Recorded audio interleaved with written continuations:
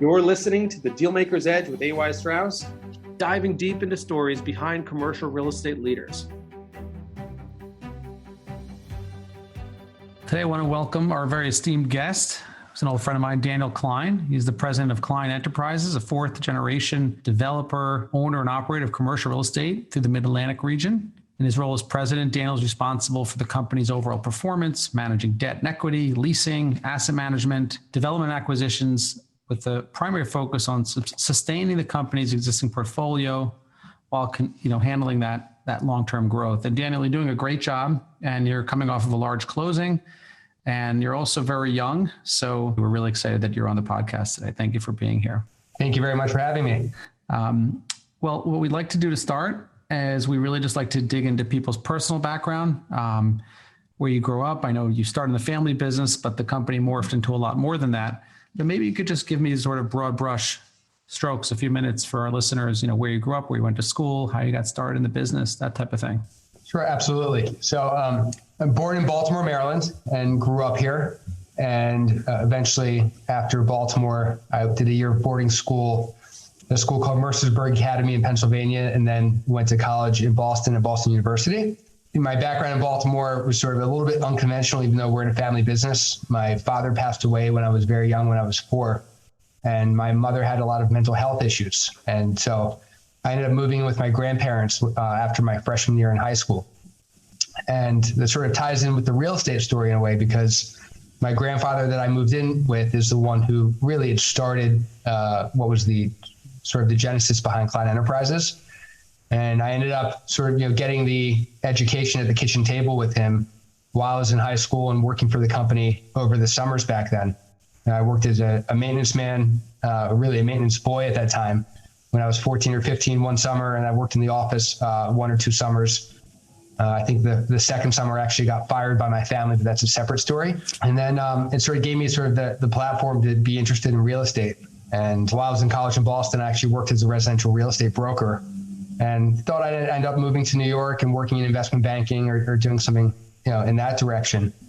But my grandfather, who really was my father and who had raised me, was 86 when I finished in Boston, and asked if I would move back to Baltimore and work with our family business, which was, a solid business, but pretty small in scale at that point in time. And he was somebody I couldn't really say no to. And so I moved back to Baltimore in 2004 and thought I would give it a shot for a year or two. And here I am today, 18 years later, running Klein Enterprises, and I'm very proud of what we've been able to grow and achieve here. For sure. And I think on your site, you have a quote from your grandfather. Always remember that talent gets you nowhere if you don't apply yourself and put in the hard work to produce something. And what a quote that is, that you're a testament to. I'm sure you think about that all the time. Absolutely. He was a big believer that there are a lot of people in this world who have the skills and the abilities to go places, but they don't actually apply them. And I was fortunate that he told me about a lot of people that he saw himself who maybe had the talent but didn't have the will to achieve what they wanted to achieve in life. That's a great quote and great story. And you really bring that to bear every day. We really want to get behind that too, that perseverance. And you're coming off of a large deal I know you're working really hard on for a while. And we'll get to that as well. But I guess from there, just delving into the business, how were those early years for you? Sort of just, you learned from the bottom up, literally. But maybe you could talk about some of those earlier years, doing acquisitions, coming up really young, that type of thing. Sure. Well, after working as a residential broker in college in Boston, I actually took a pay cut to move back to Baltimore and work with my family. I remember when I moved back in 2004, we had 7 or 8 employees in our office, and I spent the first 2 years sort of rotating around and learning all aspects of the business.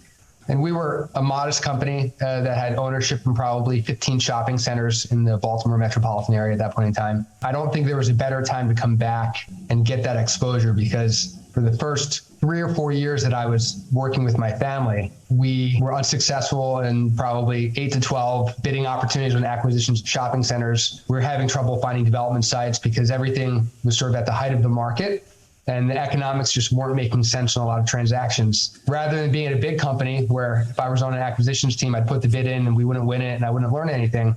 My grandfather would actually sit down with me after we put a bid in, and let's say we'd offer $10 million or something and would sell for 13 or 14. He'd run through the economics with me on the interest-only loans that people were underwriting, the 25% rent growth that people were underwriting, and just how it didn't seem sustainable and it didn't seem right. And I think it positioned us in a really healthy way where once the downturn finally hit in 2008 and 2009, that we were in very healthy position financially, and we didn't have any bad deals that were weighing us down. And it sort of gave us an opportunity to look ahead with a fresh start as to how we wanted to grow our company coming out of the downturn. I know a lot of people struggled then, and you're lucky that you were positively positioned at that time. One thing we talked about a while ago, and at this point is years, some people may be listening to this that are in a family business, and family businesses have different family dynamics. They're businesses, but they're different in many ways than obviously institutions and other more corporate structures, if you will. I know you were really active from a very young age, years and years ago, going back, positioning a family business to be more institutional in nature, not institutional in the stuffy sense, but with different governance and structures and pieces of the puzzle in place, you can really put together the scale. And I think a lot of family companies, they just say, well, my dad had these assets, my grandfather had these assets, I'll continue to have the assets, maybe buy a few more, but you really thought much bigger. And that, I think, catapulted your growth. And this is a conversation, I think, going back years.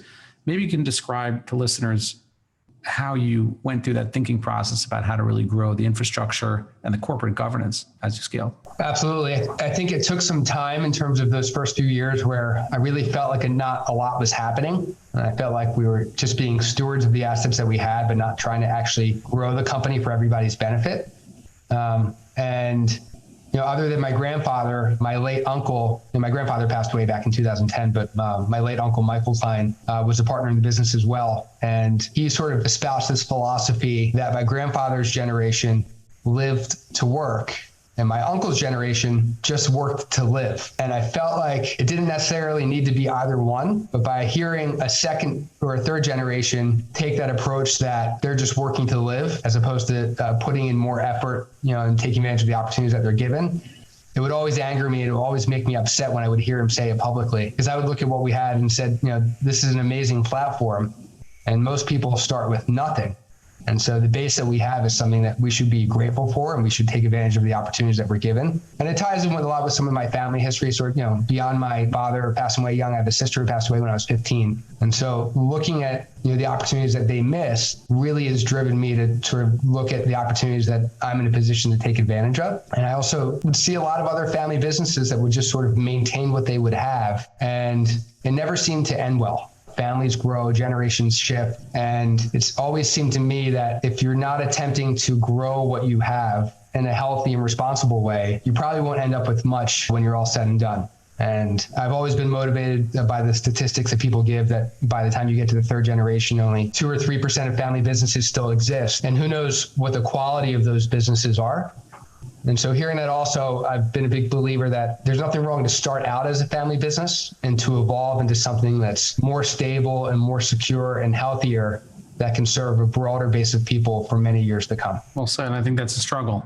People get emotionally attached to the family bonds. It's hard to think on a macro level. There's obviously complex relationships on the deep level there to evolve. But evolve you certainly have. And I know was it almost about a year or so ago, you had a $200 million investment in Almanac Realty. Tell me about how that came to be, to the extent you can share. And I know it was years and years of positioning yourself in more of that corporate structure like we talked about versus, we're a small knit family business. I think the origin story there actually goes back to adversity in our family business and issues that I was experiencing sort of as a next generation leader in our family business. I became president here at Klein Enterprises, 2009, 2010, when I was 28 or 29 years old. And I was equal partners with my late uncle. And, we grew the business from maybe $150 million of gross asset value then to up to about $1.2 billion today. And you go through a lot of growing pains as an organization, as a company, when you are doing a lot of new transactions with new structures. And a lot of it came to a head with my uncle summer of 2016, where, I don't talk about it that frequently, but I have shared with others that we were having so much conflict amongst the two of us that I was prepared to leave Klein Enterprises and go start another company. He was mostly retired.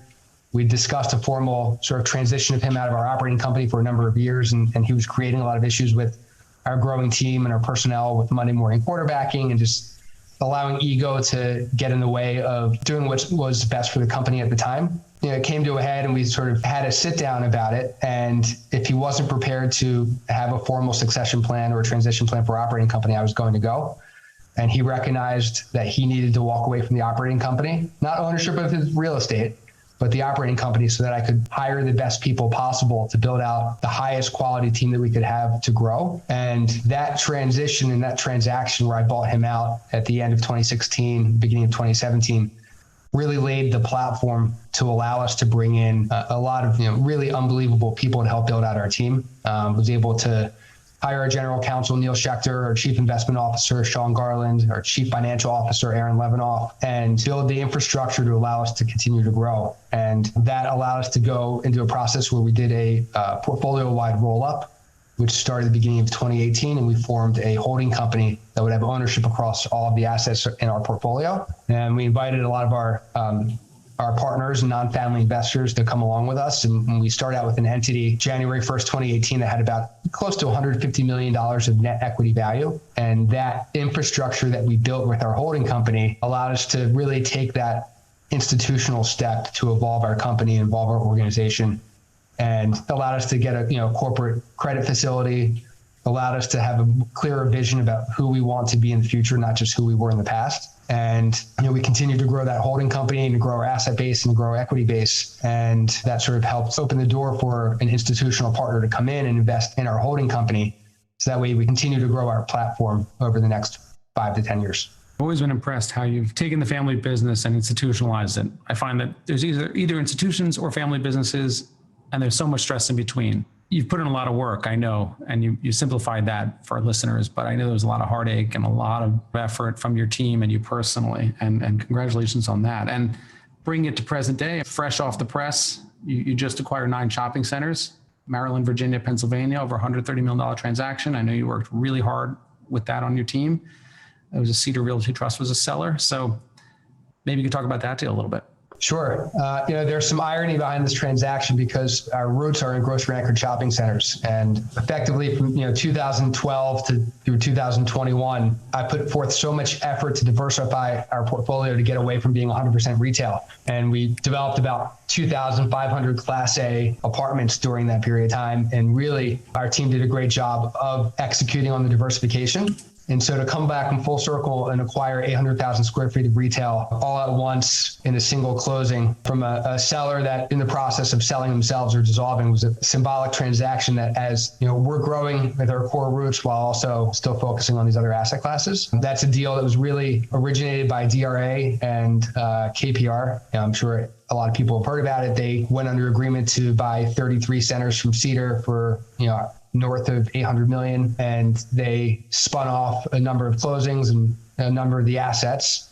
And we ended up acquiring 9 of the assets in the Mid-Atlantic region on the same day that DRA and KPR acquired the rest of the assets that they didn't bin out. And that's the type of transaction, it needed north of $50 million of equity from our side. And it's the type of transaction that we're comfortable that we can perform on, given that we have a really excellent private equity partner. And when we have a good transaction that makes sense economically and fits in a wheelhouse, we can form on. And that's a testament to our team here also, right? I mentioned we had 8 people when I moved back here. We have 25 people in our corporate office today. And we have a deep bench of analysts. We have a deep bench in property management. And we have a deal team that's really strong that can work together to execute on complicated transactions. Well said and well executed. And again, if it wasn't for all the infrastructure you worked very hard to build and that partner you brought on, this deal may not have happened. So it's important for listeners to appreciate that you don't just walk in and acquire that deal. It's many, many years of infrastructure and development of the team, et cetera.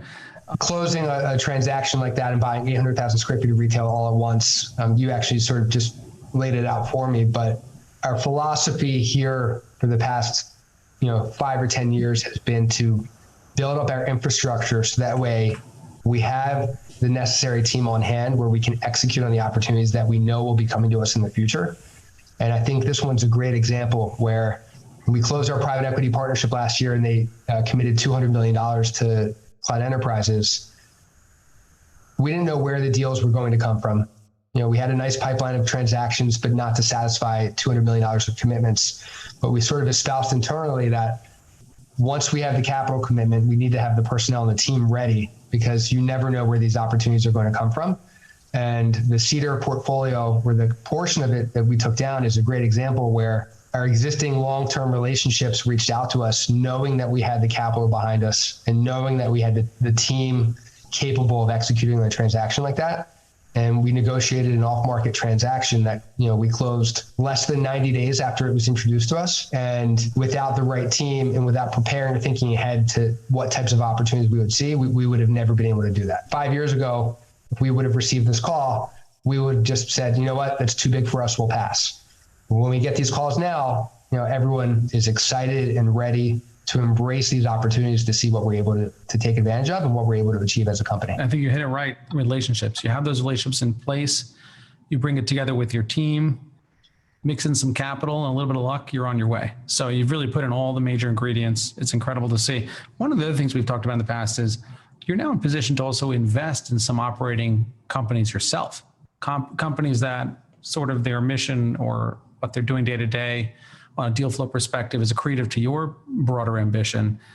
I don't know if you can describe any specific deals and you can keep it generic, but how has that worked for you as a strategy? I know sometimes if there's, whether it's a family office or institution, they're looking for growing businesses to invest in on their own, in addition to growing their core portfolio. Tied in with our growth, one of the things we learned when we originated KE Holdco, which is our holding company, and we had a few subsequent roll-ups along the way, is that as we had existing partners who in their own family situations were looking for ways to diversify, just being concentrated in a few assets, that they saw the value in rolling their equity interests up into our holding company. We realized that as an external strategy to look at other families or other companies that may not have their own succession plans in place or transition plans in place, that we could be a good alternative for them to roll, their operating companies up, or their real estate portfolios or portions of their portfolios into our holding company. Candidly, we've been so busy focusing on our development pipeline and our acquisition transactions, and those deals take more time. We haven't actually executed on the M&A side with any other real estate firms yet, not because the opportunities aren't there, but the psychology involved in families making that leap is just more of a cultivation process, as opposed to, the Cedar deal, for example. We got a call on 3 months ago, and then we're closed today. And so we've also had to figure out where we want to expend our energy as we're looking at opportunities, because we see so much. And we have that problem already because we have a diversified portfolio. Out of our $1.2 billion of assets, about 40% of that gross value is in retail. About 45% is in Class A multifamily. And the other 15% is in that bucket of what we call everything else, but really consists of flex, industrial, office, and self-storage. And so filtering out our opportunities across all of the asset classes that we're already operating in takes enough energy and effort that we haven't been able to focus as much on the M&A side as we'd like to, but we do think there are a lot of great opportunities out there. One of the things you touched on earlier in the beginning of the conversation was mental health. And I think mental health goes a long way. As far as if you can get your head on straight, you could actually be available for your team to execute at a very high level and to make it all flow. It's very stressful taking down a $130 million transaction, even if it comes from a relationship and with all the equity aligned and all the chaos that involves, but also just being a steward for all the capital, all the property management, everything you're doing, and all that you went through in your childhood. How do you manage the day-to-day stress? What type of mental tapes do you play in your head to sort of carry on day to day? Love to hear about that. Sure. Well, I'm definitely somebody that learns from experience, and having been directly involved in experiences and walking away and saying, how did it impact me? How did I respond? What did I do to make myself a better person coming out of it? I absolutely take time for myself. Even if I get back on and I sit at my computer and I work from 10 o'clock at night till midnight when everyone's sleeping in my house, I carve out the family time in between. I coach my kids' sports teams. I still actively play on a 40 and up lacrosse team. I play on an ice hockey team. I play tennis. I'm very focused on physical fitness as a way to have an escape from the grind of the wear and tear that your body can take mentally dealing in work environments. And I'm also a very stable person emotionally, because I've seen so many people who were unstable around me, that I always expect the unexpected. And so, the little things that can add up during the day don't really bother me. But I definitely have people here in my office who wear their emotions on their sleeve and serve that role on my behalf. So everyone sort of has to play their role. And we have people here who definitely do to deal with a lot of those burdens. And I figured out eventually at this point in my life, in my career, I'm 41 now, where my strengths are and what sort of brings me up versus what brings me down. And I think it's very important for people to sort of step back and recognize that, and also sort of be open with the people that they're working with about, where you are at any point in time in terms of how you're feeling about a situation, and not to keep it all bottled up. And I think that, transparency and clarity really help out for everybody at the end of the day. Yeah, there's so much to unpack on that topic today. I always like to try to hit it. I can go as long as you want. People in my office actually get annoyed sometimes because I don't ever get angry, mostly because I realize how precious every moment we have is. And if I were to spend it being angry, it's not going to help anyone else at the end of the day. I feel like I've developed a PhD in psychology at this point in time. Real estate is an industry that everybody knows has very low barriers to entry. And the counterparties in every transaction are completely different. You could sort of use the Forrest Gump box of chocolates analogy. We could be working with a mega institution on a transaction at 10 a.m.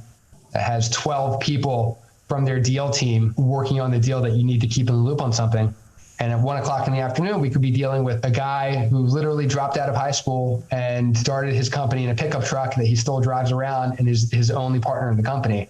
And it's really important to step back on any transaction or really any interaction in life and to process who's on the other side of the table from you and who you're dealing with and what their motivations are and what they're trying to achieve, because every situation is different. And even with the same company, if you're dealing with a company 3 months apart, their situations might be different. And it's really important to step back and sort of take measure or take stock as to who you're dealing with and what you're dealing with, to have some empathy and to understand who's on the other side, and realize that sometimes the transaction is going to be easy and sometimes it's going to be difficult. And you could have both of those experiences, within 2 days with the same person that's on the other side of the table. Anything I haven't asked you that you wish I would have asked you that you can really articulate some of your thoughts about, whether it's deal making, goal setting, day-to-day grind, managing? I think for any real estate company that's growing, I think the issues that we deal with today as an organization, as a company, from a strategic perspective and an HR perspective and a personnel perspective, really relates to sort of where we are operating, where our portfolio is, and how we're growing. We have our holdings today are in 5 states, along the East Coast of the United States, and we were only in Maryland 10 plus years ago. There's more travel, there's a fragmented workforce, we have to manage our time obligations as we're looking at opportunities in different states. We have to vet out, what we're actually looking at. And so that also ties into sort of how quickly we say no to something. I'm not someone who's very good at saying no, period. It's one of my weaknesses, but which is also why we have some great people here who know how to say no on my behalf, because everyone says I'm too nice. And so looking at opportunities and figuring out very quickly, does it fit within our criteria or not? Do we say yes or no when an opportunity comes in? We've had to get much better at because we would spend too much time a few years ago looking at deals that were too small, not accretive to our mission. It also ties into sort of, thinking about where I was 10 years ago and where a company was 10 years ago versus today. I look back 10 years ago, and my plan at that point in time was just to work extremely hard and grind it out and grow our company steadily and consistently, not really looking to the future as to what the future would hold. And my personal philosophy at that point in time was, as long as we continue to do good deals and expand our asset base, everything will fall into place. And I feel like now it sort of has fallen into place. But now that we have 25 people working here and we have a private equity partner and we have north of $1 billion of assets, we actually have to have a very clearly laid out strategic plan for our company and for our partners and for everyone that we're dealing with to understand what we're trying to get to and what we're trying to achieve. And so now when we look at transactions, we ask ourselves the question, is this consistent with the strategy and the plan that we've laid out? And if it's not, that's how we're able to say no. Well said, Daniel. I really appreciate you being on. I just think your story is terrific. You overcame a lot of adversity in your personal life. For a young guy, you've built a lot. Your future is very, very bright. Just took down this exciting deal. I'm sure there'll be many more to read about in the papers over the next year or two. And I really just want to thank you again for being on with our listeners. I'm sure a lot of people can learn a lot from your story. And I guess we'll wrap it here. But again, thanks again, Daniel. You've been an amazing guest. I greatly appreciate it. And, a sidebar to being a guest on this podcast is I'm finally moving up close to you. We're relocating to Bergen County in about a month. I'm in my last 10 days here as a full-time resident in Baltimore with my family. So my wife and 4 kids and I are all moving up to Bergen County. So now all of my friends in New York, who mostly are aware, some of them may hear it on here first. I look forward to seeing everybody up there. Amazing. And we'll roll out the red carpet review for sure. Daniel, thanks again for being on, and can't wait to hear more updates over time. Thank you very much. Thank you for joining the Dealmaker's Edge. Don't forget to follow us on your favorite podcast platform. Give us a 5-star rating so more people can follow the conversation.